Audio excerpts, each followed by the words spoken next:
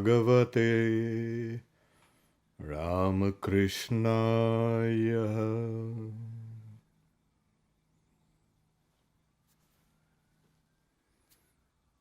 Unpacking Yoga Teachings and Practices. This is the third class of the series. Before we can go into the subject matter, a couple of questions came up after the last session, that the second session was over. And that session was supposed to, sit down quietly and still and gaze at the point on your chin. Okay. The question was, what happens when you're gazing fixedly and you blink? Well, ordinarily we ignore the blinking. Do that. But as you advance, as you can sit perfectly still, what happens is your eyes will start unblinking, as they say. It will remain still and unblinking. Okay, that's one. And even if they blink, you don't need to pay attention to them. The second point is, what about dry eyes? When you keep your eyes half closed, you might get dry eyes. Well, that's the least of the bother. Generally, when the eyes are open, they need more hydration because there are a lot of chances of getting dried. But if you sit down with your eyes half closed or closed, they don't need so much of hydration, so you will not weep tears. Later on, as meditation becomes deeper, you might weep tears of joy. And Sri Ramakrishna says that tears of joy flow from the corners of one's eyes, not from here. That's ordinary pain and sorrow. That being said, there is another note of caution here. When we are sitting down with our eyes closed, what happens is sometimes the chin kind of goes down. And that is natural, you see. After a heavy meal, or maybe during a class, or maybe during this class, you might find your eyelids becoming heavy and your chin dropping.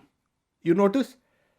Now, this is a neural mechanism in your brain that says, okay, time to take a small nap. Well, now this is a problem. And when that person is trying to fight that drowsiness, it looks very comical. Most of us have seen and most of us have experienced it. We are trying to stay awake and yet something is kind of pulling us down to sleep. I keep on going down. But you'll have to break that neural mechanism. First is, the moment you are attentive, you notice your eyes slightly looking upwards and your chin coming up. Yeah, you try it out.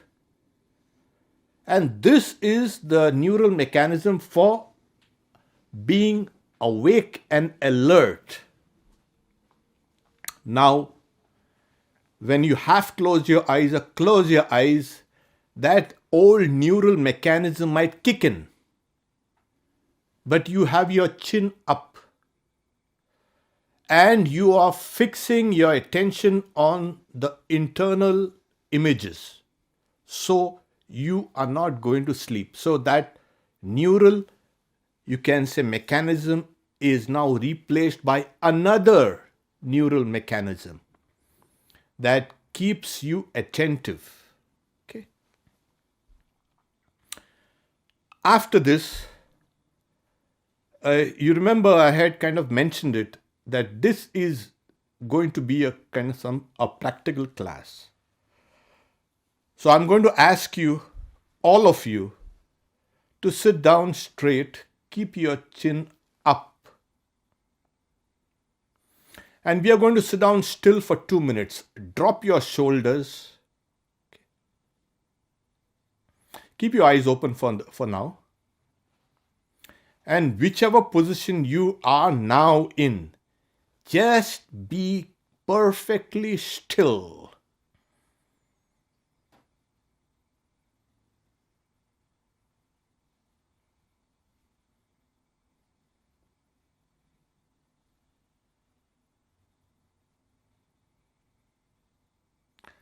Now you can close your eyes and keep being still.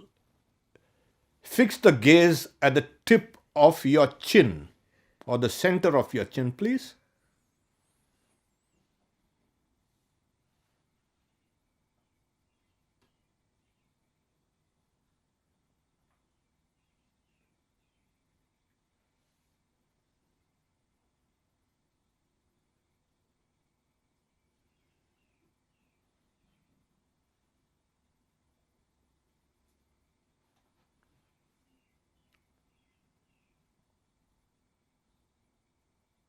Can you feel the throbbing in your body, your pulse?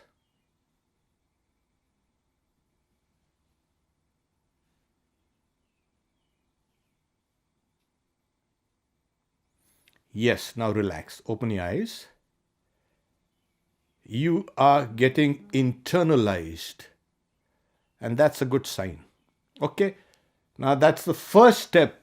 You must be able to sit still, not for 2 minutes, not for 5 minutes. I mean, if you're going to practice meditation for 2 minutes and 5 minutes, that's not meditation. Later on, as you keep on progressing, you must be able to sit still, absolutely still, and keep your gaze fixed. Doesn't matter if you keep on blinking, that blinking also will stop. Okay. That being said, the very first lessons that we are given in meditation is you must keep a particular mental attitude. Many people come and sit down quietly and then start meditating. No, wait for a while. Like before any activity, we kind of psych ourselves. We get into that mood. And that mood is extremely important. It's called getting into that bhava, that kind of mood, that spiritual mood.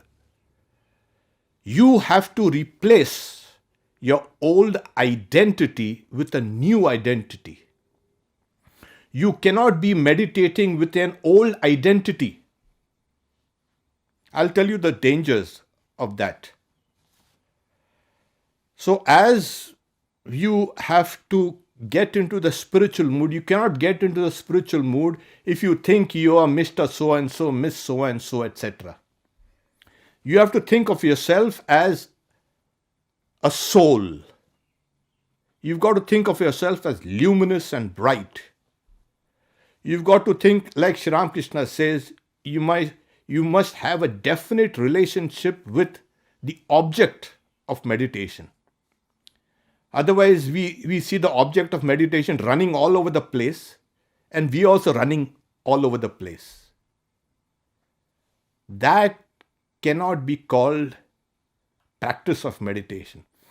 So Sri Ramakrishna says either you've got to think of yourself as a child of God, or a friend of God, or a kind of a servant of God, anything. You can take a calm, quiet attitude towards that object of meditation. You must have a definite relationship with the object of meditation. This is important. Whatever the object of meditation, which we will be discussing in our future classes, that is symbolic of God. You cannot meditate on something material. You've got to meditate on a spiritual entity. to proceed further, once you can sit down and get into that mood, the spiritual mood, or the correct mood for meditation.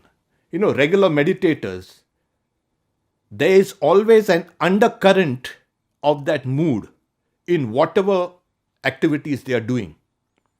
And that you will find as you progress in the spiritual life, you will find that mood like an undercurrent, and which emerges whenever you want it. Okay. Take for instance, you've gone to see a doctor, and the doctor, you're exchanging pleasantries, and then the doctor asks you a question. To you, he's a doctor, but that doctor has got his knowledge all popping out, and he's seeing you from the inside, that particular thing inside. So all his knowledge kicks in the moment you go to a doctor, or the doctor is asking probing questions. He does not see you as any, like you see yourself. He's trying to go down, fine tune what exactly could be the cause of that pain or that hurt or something like that. So similarly, a spiritual aspirant also has that undercurrent. And when that spiritual aspirant sits down at the allotted time, that mood just kicks in, and you just plunge into meditation. Okay. There are some people who have been meditating for years and years and years, and nothing seems to be happening. Again, this is because they have not got that proper attitude. Now, ordinarily, you'll say, "Oh, that guy has got an attitude." Yeah, it's defined as attitude. It's a psychological construct, a mental and emotional entity that inheres in a person or characterizes the person. Okay, I'm talking about the correct meaning of the word attitude. So you have to then now recreate your own identity based on the reality. So long you've been meditating on things which you have ordinarily thought of yourself, the ordinary ego. There are many people who have persisted in this ordinary state of the ego, the subject, as I say, trying to meditate. And they have pushed through, but as a result of their meditation, their ego also has grown. Yes. So instead of the meditation growing, it has grown, the ego also has grown. That is a danger that has to be avoided at all costs. The more ignorant one is, the more egotistical one is. The more you have knowledge, the more you will have that humility. Yes, like a monk says, you must approach meditation with the thought of eternity. This being said, otherwise you are meditating for years and you have become hypercritical and hypersensitive. That has got no place in a spiritual life.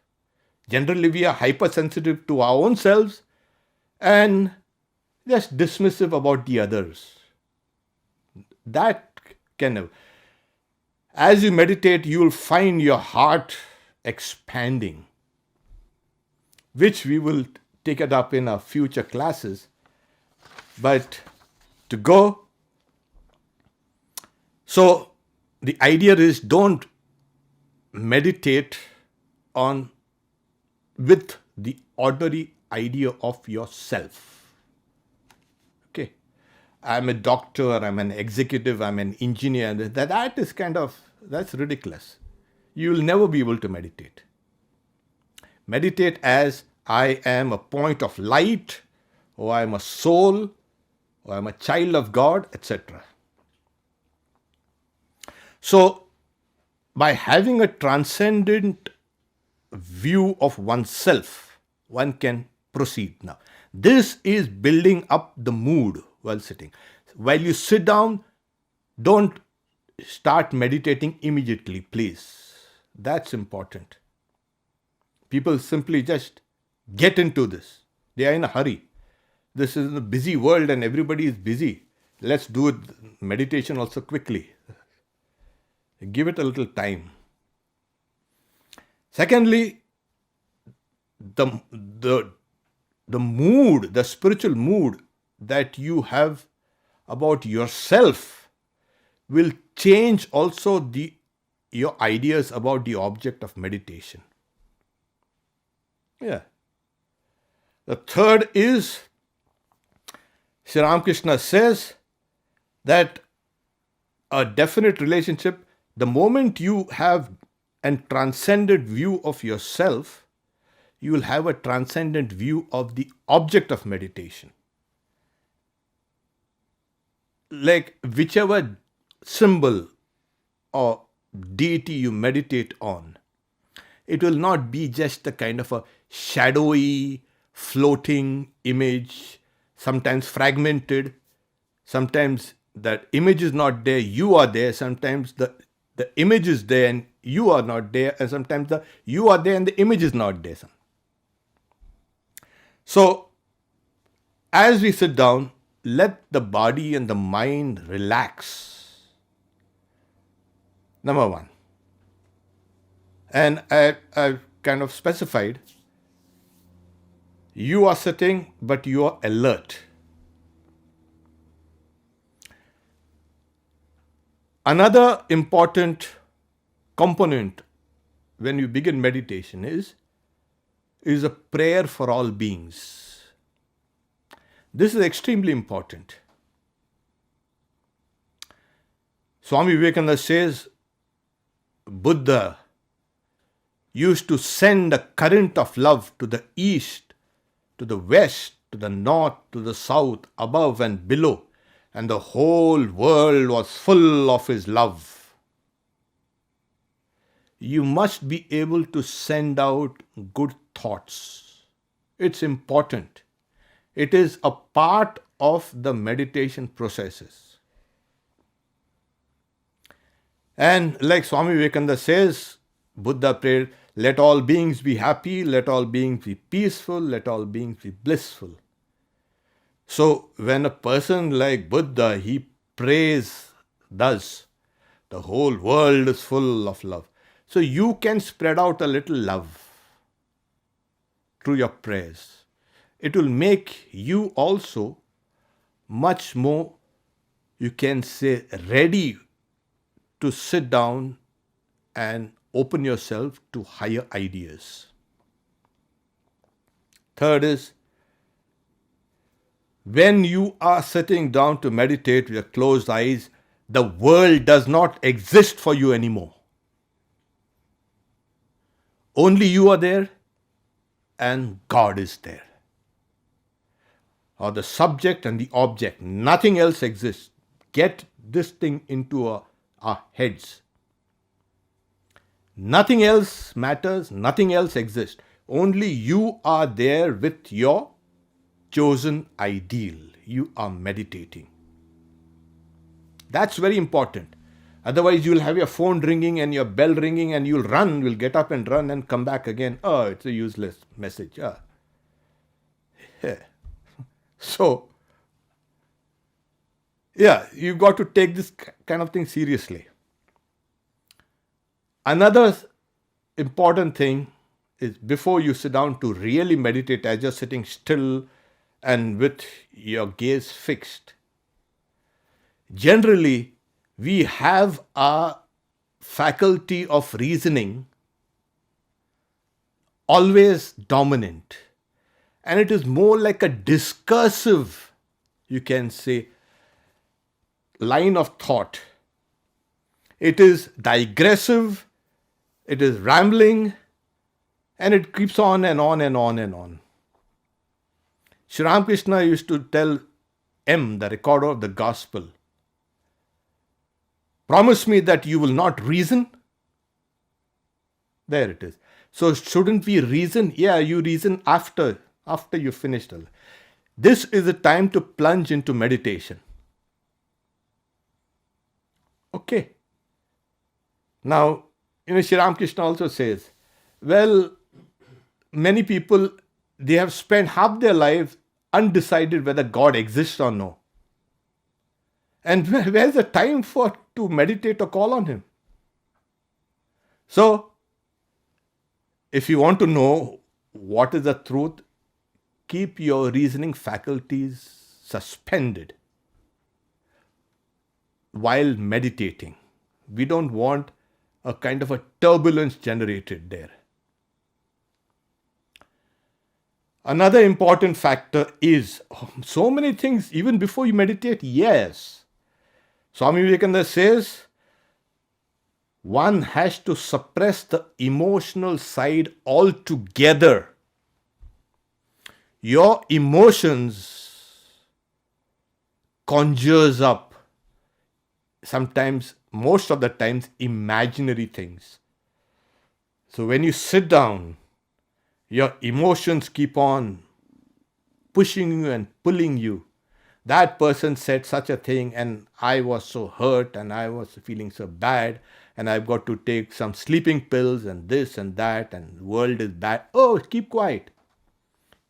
Cut it off. Suppress the emotional side altogether. That's that old amygdala that runs on fear, that runs on stress. That has to be. Well, they say easier said than done. Yeah, but then you can do it. I'm telling you the steps which are kind of essential before we can get into it. Okay. We'll have laid down the groundwork. We will sit down now quietly, keeping the body, the neck and the head in a straight line. Keep your chin up like this. And gaze at the point between your chin. Quietly. Be still. Now think of yourself as divine. Now, how do you do that? Think yourself as a ball of light.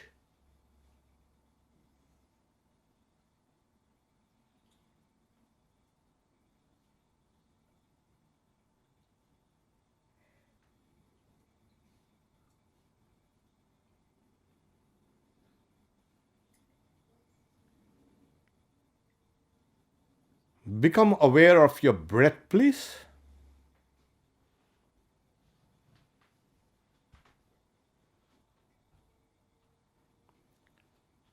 Psych yourself. Tell yourself that you are divine. That you are a luminous ball of light. You are a part of God. You are a child of God.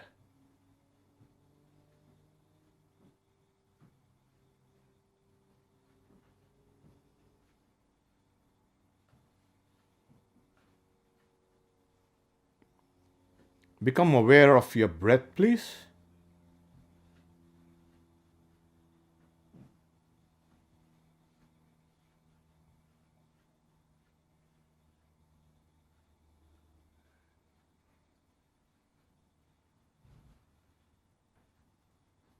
Okay, let's break it. Take a long, deep breath. Another thing is when you get into meditation and emerge out of the meditation, take long, deep breaths.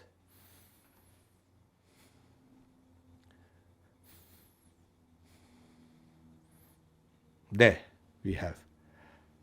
We will repeat this practice as we keep on going down these series. We will be repeating these steps. in order to kind of fix it into your, you can say, mind. We'll go through this very sequence and then we will take something up further. Now for questions, if there are. But back to the faculty of reasoning, how to knock it down. Okay. What happens is, as you focus, perfect focus, the faculty of reasoning stops, because one meditates through the buddhi, through the intellect.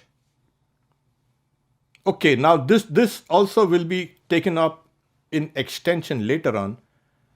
But since we have this question here, what do you meditate with?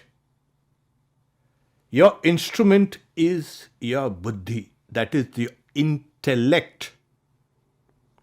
That is what really is the instrument, and the stronger it is, the more willpower there is. Meditation is nothing but the exercise of willpower. And when the intellect is stilled in meditation, the faculty for reasoning leaves you. You plunge into a much deeper realm than reason or even emotions. Okay. So that you might come, we will take later on how to stop mental chatter. That also is important. We talk to ourselves the whole day and sometimes even in the night. You heard of people or seen people who are asleep and they are talking in their sleep. So, as the intellect is stilled as an instrument, it becomes sharp and one-pointed. The Upanishads say, Drishyate grahya buddhya. The buddhi, the intellect becomes sharp and one-pointed. And that is quelling all the... See, yoga, as I said, is quelling of all the waves in the mind. Whether they are from the reasoning faculty or the emotional faculty or whatever, or instinctual faculty. So, in a way, you are now remolding yourself. The brain is very plastic. You are now transforming the very, you can say, the brain. Meditation is a very powerful tool. So you can... as we progress, you will see that, it will come to you. And if you can practice, except, there are people will come and, we have been meditating, what? Every Friday at 7 p.m. we have been meditating. No. What I am putting forward, these techniques, you could implement in your present practice, or if there has not been any previous practice, you could start like this. Okay. So we have Stafford. Yes, good evening. Good evening. A clarification, please. You said that we should quiet our emotions, that was Swamiji's instruction. But I'm assuming you mean quiet the emotions unrelated to the object of your meditation, because if you're some sort of bhakta, you're going to have feelings toward the object of meditation, which are actually, I would think, a positive thing, not a negative thing. Yeah, that's a good question. Yes, like you have now a relationship with the object of meditation. Okay. That has to be strengthened. That is a spiritual emotion. I'm not talking about that. But emotions like fears and angers and hatred and jealousies and the works. Yeah, the worldly Yeah, emotions, those things have to be kind of yeah. kept down. That's what I thought you meant. Okay, okay. I was just wondering if there is a particular translation of Patanjali's Yoga Sutras that you recommend studying. Well, there are a few good translations. We have here published from the Vedanta Society of Western Washington a simple translation. We have Swami Vivekananda's book called Raj Yoga. That is a wonderful book, and I would like you to go through it because I will be taking a lot of materials from that book. I do take because there are better kind of commentaries out there, different commentaries that we will later on be looking at those also. So for simple translation is the best is, yeah, you could take Swami Vivekananda's book on Raj Yoga.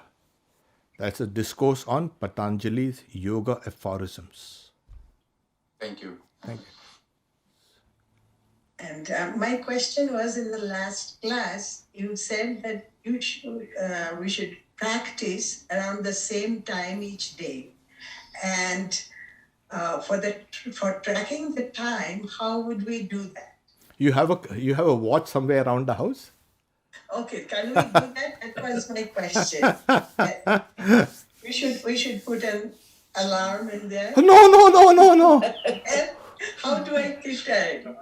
You start by looking at your clock. Oh, it's 6 o'clock or 7 o'clock or 8 o'clock. Yeah. Yes. And push as far as you can. Okay. Yeah, you're not running a race. This morning I was saying we put the microwave on for 10 seconds, and I was telling somebody, I think, yeah, we could run 100 meters in 10 seconds. No, that was my question. That way, Yeah. I know I will start at some point in time, but how long? It can stretch from time to time. You will know your own strength and your own capacity. Okay. Okay. I don't want to say meditate for 10 minutes or 15 minutes or 20 minutes. Maybe there are some who can meditate for half an hour, some for 1 hour, some for 2 hours. We have seen monks meditating for 12 hours. So I'm not going to say, hey, you for 12 hours sit down. You use your own judgment in these things. Okay. Okay. Thank you. There we are. But the idea is also you need to keep on pushing gradually. Oh, yes. You need to push back the boundaries, your own limitations. You need to push back on it. Don't be sitting down. Oh, the Swami said 10 minutes and I'm doing 10 minutes. No. Do it 10 minutes and then push. Keep on pushing. Oh, yeah. Okay. Thank you. Another thing is you need to go in for quality, not quantity. You'll sit down for 1 hour thinking of all the things in the world for 45 minutes, and then you say, I've meditated for 1 hour. No, you have meditated for 15 minutes actually. So, cut the chatter out, keep quiet, go in for quality. Okay. Okay. That is important. It's not the amount of hours you meditate, it's the quality that matters. Okay. And that has been the teachings of all the scriptures also. Okay. Even Holy Mother says, like, if you do 108 with a focused mind, that is better than repeating thousands with an unfocused mind. So we will be slowly developing your focus and slowly plunge inside. It's like, no, it will be meditation will be like hot knife through butter. Yeah, that is what's going to. Okay. So we.